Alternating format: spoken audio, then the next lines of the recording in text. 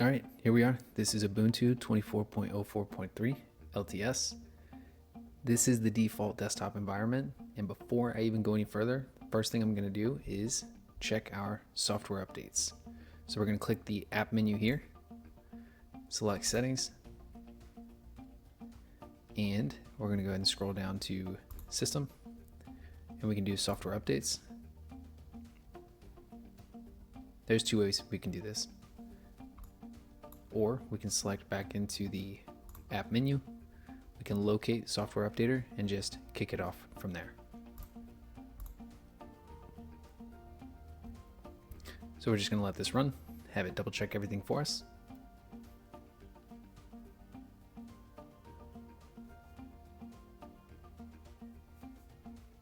And it does appear we have some updates. So it's going to go and grab those and let's keep it rolling. All right, so we're going to do install now. Wait, update software is available. Yes.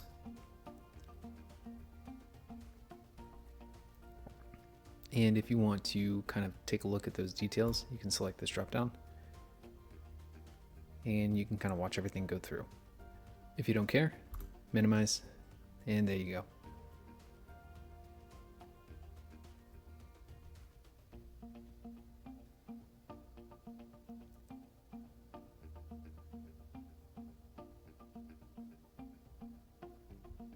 All right, software on this computer is up to date. Hit OK. Hit the X button here, and that's going to be it for this first video.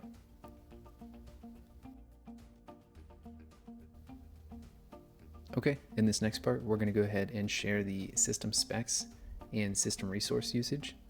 So I'm going to select back into the app menu, and we're going to go ahead and jump into specs first. So we'll click settings again. We're in the system tab, hit about, and from here we see the operating system is Ubuntu 24.04.3. Hardware model is a Lenovo 300E Gen 2. CPU is Intel Celeron N4100, 4 cores. Memory is 8 GB and disk capacity is 128. So we're going to go ahead and close out of this, and real quick, with default apps and pre-installation, we can see we have about 108 gigabytes available, so 107.7 out of the 128. Close that. And on system resource usage, we can click the system monitor. And from here, we see the 4 cores. I saw a spike at about 37 to 38 here, and dropped as low as about 2 or 3%. So we can see spikes currently roughly maybe 38%. On memory, we are right around 2 gigs out of our 8 gig total. So about 24% usage. And we can go ahead and close out of this. And that'll be it for this part.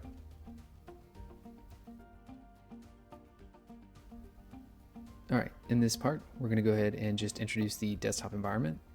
So we do have the desktop background here, our home folder icon. Up in the right hand corner, we have our system tray.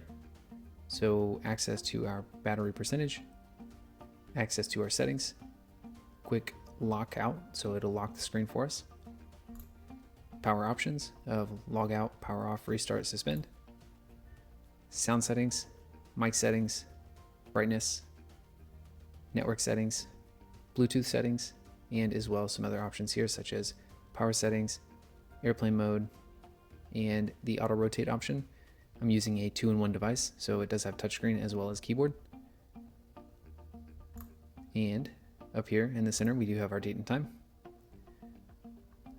And we can click out of that. On this left side, we have our dock or panel with the default applications shown, except for this option here, which is Simple Screen Recorder. So of course I had to install that so that way I could record my screen. And then our app menu. Now to change the background, we can right click, hit change background. And from here it opens up our settings. We're in the appearance tab. Under style, we can change the theme from light to dark. And when we do that, of course, everything goes a little bit darker for us. The accent color here, we can see orange around the pane, as well as the bubbles over here on the dock. Our folder icon, we can see inside is orange, and in the system tray. So I'm going to change that to green. And we can see all of that is now changed. System tray. And our folder here. Down below, we can change the background image with the default selection we have. I'm using this option here because when we're in the light mode, we get the red screen. In the dark mode, we get the black screen. Same for this option here. But of course, you can change that if you wish. Now, if we want to make some customizations to our dock, we can go into Ubuntu Desktop. And from here, we can do both the desktop icons as well as the dock. So on the desktop icon real quick, we can change size from large to normal or even small. I'm gonna go back to large. We can change position of new icons. So right now it's in the bottom right. We can change to top left, top right, bottom left, or we can even hide the home folder. All right, for the dock, the auto hide, what that will do is, like right now, when I move this window over, it just goes behind it. So if I select auto hide, when I bring this over, it will auto hide the dock. And of course, because now we have more desktop real estate, that will move over. So I'm just gonna move that back. Panel mode is just saying that it will extend from screen edge to screen edge. And then on the icon size, right now we're at about a 48. I'm gonna bring that down maybe to 44, 42. I like 42 works. And then we can even change the position. So right now we're on the left. We can move to the right or even the bottom. I'm just gonna go ahead and go back to left. Actually, real quick, it did hide because the window's too close. And back to left. And last but not least, in the dock section is going to be configure dock behavior. So when we connect our external drives, this is just letting us know that the external drive or volumes will appear here. So if we connect like an SSD, hard disk drive, or even a USB, that will pop up over here with its own icon. Of course, we can hide that by just moving that toggle. And then for show trash, same thing. We see it there. Now we don't. All right. And then we'll close this out. And then real quick, we're going to open the app menu. And if we want to add anything to the dock, we can just locate that option over here. So for instance, if it were settings, right click, pin to dash, there we go. Now we're going to exit out of this, back to the desktop. If we want to remove anything from the dock, we can also do so by right click, unpin. That easy. Now for desktop launchers, it is not that easy, or desktop icons, definitely not that easy. I will cover that, but I'll probably just do that at the end because it's a little bit more involved. And that's going to be it for this one. Okay, in this one, let's cover some of the default applications that are pre-installed, how to locate some new ones and install those. So right off the rip, on the dock, we have our default browser, which is Mozilla Firefox, our default email client, which is Thunderbird. And I do know with Thunderbird, you can use MailFence, you have to use the paid tier, or Proton, but then with Proton, you need Proton Bridge. And we have our file manager here, so we can select into this. Access to our desktop, documents, downloads, music, pictures, and so on. Rhythmbox, which is an audio playback tool. LibreOffice Writer, which is just one of the many tools from LibreOffice. This is our App Center, so how we can locate and install new applications. This is just a help option, so we can select into this and get the Ubuntu desktop guide, if you will. Close out of here. And then this is Simple Screen Recorder, which is a tool that I had to install, so this did not come default. And our trash. In the app menu, we have access to some basic tools like clocks, calculator, and calendar. And for some additional media tools, we have our video playback tool here, which is videos. And then we also have image viewer to view photos and images. And in here, utilities, we have document viewer to read PDFs and of course other documents. Click out of that. And then in LibreOffice, we'll just open that up. And right here we have Writer, same thing. Calc, which is the spreadsheet tool. Impress, which is the presentation tool. Draw for drawing, and Math for performing formulas and other mathematic style functions. So we're going to close out of here. And we're going to come into the App Center. And real quick, this is the App Center dashboard. So we have the Explore section, Featured, Productivity, Development, and Games. All right, so right off the start, let's say we want to install a different browser.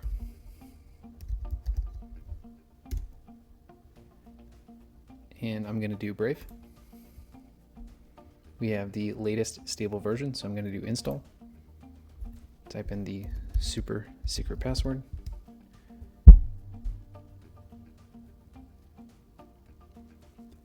And it's almost done here.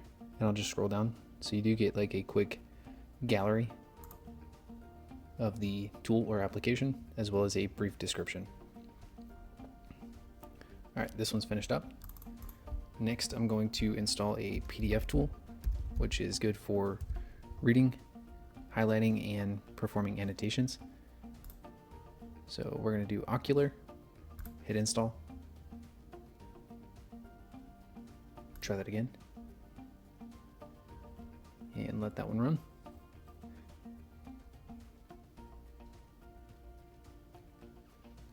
Almost finished up. There we go. And last tool is going to be VLC for an alternative audio video player. Main reason being is VLC will pretty much play any audio and video file. Maybe not every single one, but pretty close.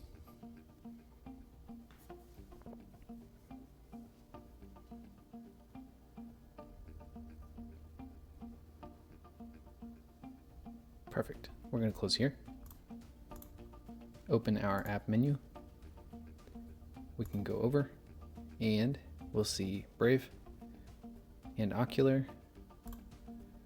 Didn't see VLC, but that might just be a lag here. So let's do VLC. There we go. And VLC Media Player. So what we can do here is close this, go back to our desktop, and then I want to open our browser. We can do Firefox or we can do our new one, Brave. And bear with me, there we go. We're going to open up to my local file server that I have, just because I want to download a few files like images and a PDF to show us how we can view those using the default tools that we have, and of course the other tool, Ocular. So this is just a static site I built that connects back to my file server. And in the documents section, we're going to go into projects, and I'll just click this one here, download, and we're in the downloads folder, so that'll work for me. It's saying it's insecure, no big deal. We're just on a local network here, so exit, go into the media section, favorites, and let's grab Linux Tux. We'll do save image as. We're in the downloads, so that's good here. And we'll click back out, close this. And now let's go into our files, downloads, and we can double click Linux Tux. Boom, opens up in the image viewer right here. Close that. We can double click the PDF. That will open in our document viewer. As well, we can close out. Or we can right click, open with scroll down, let's locate Ocular and open.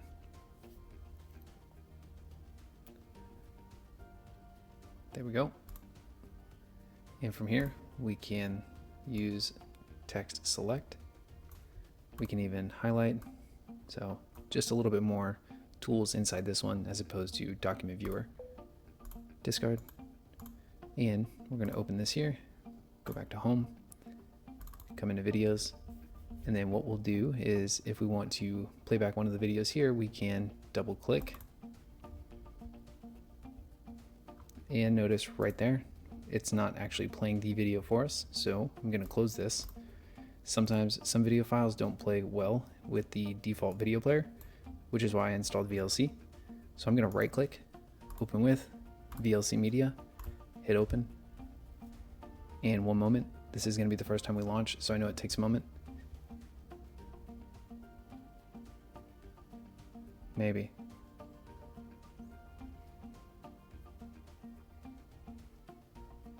Let's move this over.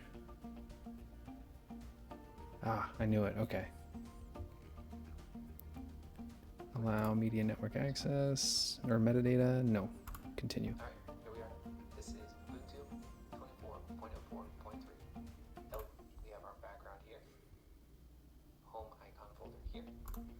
Anyway, we see that VLC media player did actually play the video back, whereas the default video player for Ubuntu did not. And then we're just going to close out of here. And that's going to be it for this one. All right, in this one, we're going to create the desktop launcher. And I'm going to go ahead and do this for the Brave browser. So let's open the app menu. And we need to open our text editor so we can create a desktop file. So from here, let's go ahead and set up the outline.